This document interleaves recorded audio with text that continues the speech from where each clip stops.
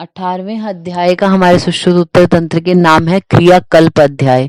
तो यहाँ पे क्रियाकल्प बताए गए हैं। 4 नंबर श्लोक में देखिए, 4 नंबर श्लोक में कौन कौन से क्रियाकल्प हैं। तो तर्पण, पुटपाक, शेक, आशोतन, अंजन। तो ये 5 बोले गए हैं। तर्पण, पुटपाक, शेक, आशोतन और अंजन, 5 क्रियाकल्प यहाँ पे बोले गए। 5 नंबर श्लोक में देखिए, सबसे पहले अब तर्पण की विधि बता रहे हैं। उत्तर तंत्र का 18वां अध्याय हम पढ़ रहे हैं क्रियाकल्प। उसमें 4 नंबर श्लोक में हमने 5 जो है वो क्रियाकल्प पढ़े। कौन से? तर्पण, पुटपाक, सेक, आशोतन और अंजन। 5 नंबर श्लोक में देखिए लिखा है नेत्र तर्पण विधि। उसमें सेकंड लाइन हिंदी में लास्ट में देखिए पूर्वाहन और अपराहन हाईलाइट कर लीजिए। जो तर्पण हम करते हैं नेत्रों में, वो पूर्वाहन और अपराहन में करने को बोला गया है। और आप यही पेन से लिख लीजिए, तर्पण एरो करके लिख लीजिए, घृत मंड से किया जाता है। घृत मंड, जो तर्पण हम करेंगे उसमें प्रयोग क्या करते हैं? घृत मंड का प्रयोग किया जाता है। अब जो है वो आप लिखिए, जो इसकी जो तर्पण के बारे में आपसे क्वेश्चन पूछा जाता है, वो पूछा जाता है उसकी मात्रा, यानी जो तर्पण आंखों में करते हैं वो कितने टाइम तक करना चाहिए। तो इसका आप टेबल बना सकते हैं पेज के टॉप पर। एक तरफ लिखेंगे दोष और एक तरफ लिखेंगे टाइमिंग। तो 2 टेबल आपने बनाने हैं। पहले है दोषानुसार। तो सबसे पहले लिखिए स्वस्थ व्यक्ति। अगर कोई स्वस्थ व्यक्ति है तो उसमें तर्पण कितना कराते हैं? एरो करके लिख लीजिए 500 मात्रा, 500 मात्रा तक। फिर लिखिए कफ, कफ दोष में एरो करके लिख लीजिए 600 मात्रा। दोषानुसार हम आपको तर्पण लिखवा रहे हैं, कैसे कराना है। तो स्वस्थ व्यक्ति एरो करके लिख लीजिए 500 मात्रा, कफज दोषों में 600 मात्रा, पित्तज दोषों में 800 मात्रा और आगे वातज दोषों में 1000 मात्रा। स्वस्थ 500, कफज 600, पित्तज 800 और वातज में 1000 मात्रा तक। फिर लिखिए अधिष्ठान के अकॉर्डिंग कि कौन से अधिष्ठान के रोग हैं। तो लिखिए वर्तमगत रोग, एरो करके लिख लीजिए 100 मात्रा। वर्तमगत रोग और एरो करके लिख लीजिए 100 मात्रा। फिर लिखिए संधिगत रोग, संधिगत एरो करके लिख लीजिए 300 मात्रा। फिर है शुक्लगत रोग, शुक्लगत रोगों में 500 मात्रा तक तर्पण करना चाहिए। फिर लिखिए कृष्णगत रोग 700 मात्रा और आगे लिखिए दृष्टिगत रोग, एरो करके लिख लीजिए 800 या 1000 मात्रा तक। दृष्टिगत रोगों में 800 या फिर 1000 मात्रा तक जो है वो तर्पण कराया जाता है। इसके बाद 12 नंबर श्लोक, 12 नंबर श्लोक हिंदी में हाईलाइट करेंगे। न्यून दोष या वात दोष में 1 दिन हाईलाइट कर सकते हैं। अगर न्यून दोष है, कम है दोष या फिर वात दोष है तो 1 दिन तर्पण कराते हैं आप। मध्यम दोष या पित्त दोष में 3 दिन हाईलाइट किया और प्रबल दोष है, कफ दोष है तो 5 दिन। तो VPK वात, पित्त और कफ, इसमें 1, 3 और 5, इतने दिन तक जो वो तर्पण कराया जाता है। नेक्स्ट आप आइए 20 नंबर श्लोक, 20 नंबर श्लोक में देखिए क्या लिखा है। पुटपाक, इसकी हिंदी में पुटपाक विषय, जिन अवस्थाओं में तर्पण कराया जाता है उन्हीं अवस्थाओं में पुटपाक भी करना चाहिए। हाईलाइट कर लीजिए, यानी जो तर्पण के योग्य हैं वो पुटपाक के भी योग्य बोले गए हैं। फिर देखिए 21 नंबर श्लोक है, 21 और 22 में बोला स्नेहनियो लेखनीयश्च रोपणीयस त्रिधा। पुटपाक 3 भेद बोले गए हैं। बोलते हैं स्निग्ध अति रुक्षस्य, स्निग्ध जो है वो तर्पण कब आप कराते हैं? जब मनुष्य के जो अत्यंत रुक्ष नेत्र हो। स्निग्धस्य च अपि लेखन, अगर ज्यादा स्निग्ध नेत्र हैं किसी के तो लेखन पुटपाक कराया जाता है। और दृष्टि में बल लाने के लिए या फिर पित्त या रक्तगत व्रण है अगर, तो वहां पे रोपण पुटपाक किया जाता है। तो आप यहीं पे पेज के टॉप पर लिख लीजिए LSR, पुटपाक लिख के उसके 3 एरो निकाल दीजिए, LS एंड R, यानी लेखन, स्नेहन और रोपण 3 तरीके का निकाल दिया। LSR, L के आगे एरो करके लिख लीजिए 100 मात्रा, एस के आगे लिखिए 200 मात्रा और आर के आगे लिख लीजिए 300 मात्रा। इसका क्या मतलब हुआ कि जो लेखन पुटपाक है वो 100 मात्रा तक जो वो करके रखना है, स्नेहन पुटपाक 200 मात्रा और रोपण पुटपाक 300 मात्रा तक। ठीक है। अब यहाँ पे देखिए, यहाँ पे बताया 23, 24 और 25 और 26 नंबर श्लोक तक। यहाँ पे बताते हैं स्नेहन पुटपाक किससे करना है, तो वो आपसे नहीं पूछा जाएगा, नॉर्मली है। स्नेह जिसमें यूज करेंगे या मधुर औषधियां देंगे तो स्नेहन पुटपाक है। लेखन मतलब सौंठ, मरीच, पिपली, जो चीजें लेखन करने का काम करती हैं। रोपण में हम दुग्ध का, घृत का या तिक्त द्रव्यों का यूज करेंगे। आप देखिए 27 नंबर श्लोक की हिंदी है जो उसमें हाईलाइट करेंगे। रोपण पुटपाक को छोड़कर, हाईलाइट कर लीजिए, रोपण पुटपाक को छोड़कर शेष दोनों में तर्पणोक्त धूमपान का सेवन कराना चाहिए। यानी रोपण पुटपाक एक ऐसा है सबसे लास्ट वाला, उसको छोड़कर बाकी जो दो हैं लेखन और स्नेहन, इनके बाद धूमपान कराना चाहिए। यानी रोपण पुटपाक में स्नेहन और स्वेदन दोनों नहीं कराते। लास्ट में जो लिखा है ना 27 की सेकंड लाइन में, रोपण पुटपाक में स्नेहन व स्वेदन दोनों नहीं कराना चाहिए, हाईलाइट किया आपने। फिर हमारा आता है 28 नंबर श्लोक है जो उसमें पुटपाक की अवधि बोलते हैं। तो हिंदी में देखिए, श्लेष्मिक नेत्र रोगों में 1 दिन तक, पित्त वाले में 2 और वातज में 3। तो इसका वीपीके क्या है, वात, पित्त और कफ में क्या, वात में 3 दिन तक, पित्त में 2 दिन तक और कफ में 1 दिन तक करना चाहिए। हमने तर्पण में क्या पढ़ा था, वीपीके 1, 3, 5 और इसमें 3, 2, 1 पुटपाक में। फिर देखिए थर्ड लाइन लास्ट में, पुटपाक में यंत्रणा के नियम यानी क्रियाकाल जितने दिन तक चिकित्सा की गई हो उसका दुगना बोला गया। 28 नंबर श्लोक का लास्ट वर्ड देखिए, द्विगुणम कालम इष्यते को आपने हाईलाइट किया। दुगने काल तक यंत्रणा मतलब जैसे पुटपाक अगर आपने किसी पेशेंट को 3 दिन कराया तो कम से कम 6 दिन तक आप उसको पथ्य जो होते हैं पुटपाक के वो सेवन करने को बोलते हैं 3 दिन तक। नेक्स्ट हमारा आता है, आप आइए 33, 34, 35, 36, 37। यहाँ पे पुटपाक बनाने की विधि कही गई हुई है। यहाँ पे क्या बोलते हैं कि पुटपाक की विधि, अच्छी प्रकार से पिसे हुए चिकने मांस के 2 पिंड लेने हैं जिनका जो वेट होता है वो 2 बिल्व होना चाहिए। 2 बिल्वो बोला गया, इसमें से अन्य द्रव कहे जाएंगे वो 1-1 बिल्व लेने हैं। ठीक है। तो आपसे पूछेंगे पुटपाक में लिए जाने वाले द्रव्यों की मात्रा कितनी है। द्रव्य जो आप ले रहे हैं वो 1-1 बिल्व लेते हैं। ठीक है। और जो मांस पिंड आप ले रहे हो वो 2 बिल्व मात्र हो। तो मांस कितना, 2 बिल्व, बाकी सारे द्रव्य यानी द्रव्य अगर आपसे पूछें तो 1 बिल्व लिए जाते हैं।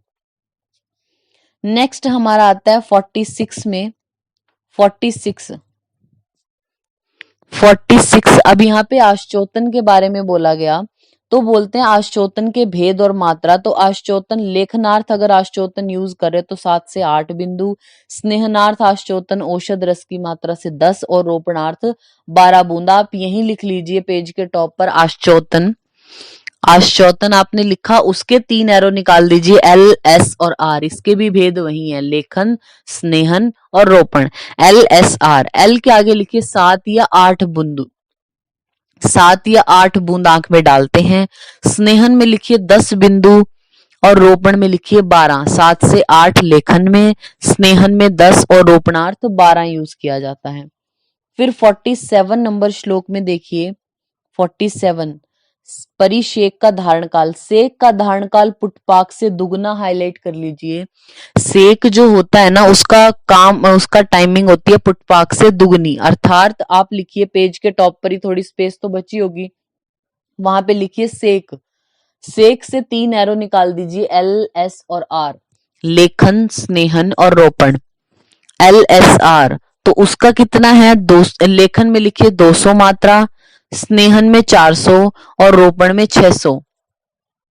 हमने पुटपाक में पढ़ी थी ना 100, 200 और 300 मात्रा, एलएसआर की 100, 200 और 300 पढ़ी थी। तो पुटपाक से दुगनी होती है सेक की। तो सेक को दुगना करेंगे तो एलएसआर 200, 400 और 600 मात्रा इसमें ऐसे बनता है। नेक्स्ट आइए आप, नेक्स्ट आइए 49 नंबर श्लोक में। 49 यहाँ पे सिरोबस्ती के गुण यहाँ पे बोले गए। अब 50 मतलब शिरोबस्ती के बारे में भी अब यहाँ पे बता रहे हैं। तो 50 नंबर श्लोक में देखिए, शुद्ध देहस्य सहने को आपने हाईलाइट किया। सायाहन जो बोलता है, शाम को जो शिरोबस्ती देने का विधान बताया गया है। आप यहीं लिख लीजिए शिरोबस्ती। हेलो, हाँ जी अपूर्व।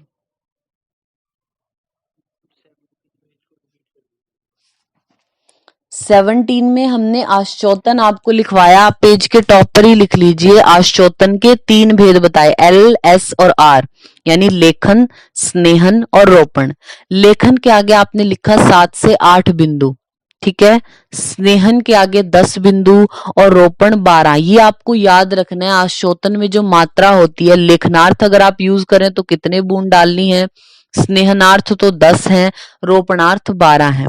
फिर जो सेक होता है वो होता है 47 में बताया गया, सेक का धारण काल पुटपाक से दुगुना माना गया। ये हमने आपको हाईलाइट कराया, सेक जो होता है वो पुटपाक का दुगुना होता है।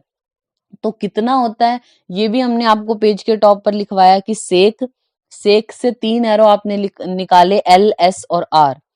लेखन के आगे लिखा 200 मात्रा, स्नेहन की 400 और रोपण की 600 मात्रा। ये पेज के टॉप पर ही नेक्स्ट पेज पे शिरोबस्ती, शिरोबस्ती लिखिए। इसका भी धारण काल आपको पता होना चाहिए कितना है। तो देखिए वी लिखिए, वी वात, और आगे लिखिए 10,000 मात्रा। वात में आपने लिखा 10,000 मात्रा, पित्त में लिखिए 8,000, कफ में लिखिए 6,000। वात में 10,000 मात्रा, पित्त में 8,000 और कफ में 6,000 मात्रा। यानी अब पेज के टॉप पर एक और चीज लिख दीजिए, पुटपाक से दुगुना, एरो करके लिख लीजिए सेक। पुटपाक से दुगुना होता है सेक। और लिखिए शिरोबस्ती, एरो करके लिख लीजिए तर्पण की 10 गुनी। तर्पण में जो मात्रा हमने बताई थी ना कि स्वस्थ में कितनी, कफज में कितनी, पित्तज में कितनी या वातज में कितनी, तो जो तर्पण में मात्रा थी, तर्पण का 10 गुना होती है शिरोबस्ती। तो आपसे ये क्वेश्चन पूछ सकते हैं कि शिरोबस्ती का धारण काल होता है, ऑप्शन में होगा तर्पण से 10 गुना, पुटपाक से 10 गुना, सेक से 10 गुना, इस तरीके से। तो आपको पता होना चाहिए शिरोबस्ती तर्पण की 10 गुनी है और सेक पुटपाक से 2 गुना होता है। फिर देखिए जो हमारा 51 नंबर श्लोक है ना, उसके नीचे जो विमर्श दिया हुआ है, विमर्श, विमर्श की 3rd लाइन में देखिए वाग्भट्टाचार्य ने शिरोबस्ती की कुछ विशेषताएं बोली। तो इससे नीचे वाली लाइन में देखिए थोड़ा आगे की तरफ, 12 अंगुल विस्तीर्णा को आप हाईलाइट कर लीजिए। 12 अंगुल विस्तीर्णा चर्मपट, जो शिरोबस्ती हम पेशेंट को देते हैं, आपने देखा होगा शिरोबस्ती यंत्र जो होता है, तो उसकी लंबाई वाग्भट्टाचार्य ने बोली है 12 अंगुल। तो ये आपने हाईलाइट किया, शिरोबस्ती यंत्र की लंबाई 12 अंगुल बोलते हैं वाग्भट। फिर हमारा आता है अंजन। 52 नंबर श्लोक में देखिए, 52 की लास्ट लाइन, लेखनम रोपणश्चपि प्रसादनम अथापि च, LPR लिख लीजिए, LPR। बाकी हमने जैसे आश्चोतन के भेद पढ़े, सेक के पढ़े, पुटपाक के पढ़े, वो क्या पढ़े, LSR, लेखन, स्नेहन और रोपण, इस तरीके से। लेकिन अंजन के भेद है LPR, मतलब लेखन, प्रसादन और रोपण। फिर नेक्स्ट आइए 53 में देखिए क्या बोला, 3 अंजनों में से आद्य, मधुर आदि लेखन कर्म में हितकारी छोड़कर 5 रसों वाले द्रव्यों को प्रयोग ऐसे बताया गया है। ये नहीं, आप आइए 58 में, 58 58 नंबर श्लोक को हाईलाइट कर लीजिए हिंदी में। गुटिका, रसक्रिया और चूर्ण, ये अंजन 3 प्रकार का और यथा पूर्वम श्रेष्ठ माने गए हैं, ये आपने हाईलाइट किया। यथा पूर्वम श्रेष्ठ का मतलब क्या है कि गुटिका सबसे ज्यादा श्रेष्ठ है, रसक्रिया उससे थोड़ी कम है और चूर्ण सबसे कम है, ठीक है। यानी सबसे इंपॉर्टेंट, यानी ये आपको सीक्वेंस पता होना चाहिए कि कौन श्रेष्ठ है। तो गुटिका सबसे ज्यादा श्रेष्ठ है, उससे थोड़ा कम है रसक्रिया और सबसे कम है चूर्ण। फिर आता है हमारा 59 और 60 नंबर जो श्लोक है, इसको हम आपको पेज के टॉप पर लिखवाते हैं। लिखिए आप, अंजनवर्ती प्रमाण, हेडिंग लिखिए अंजनवर्ती प्रमाण।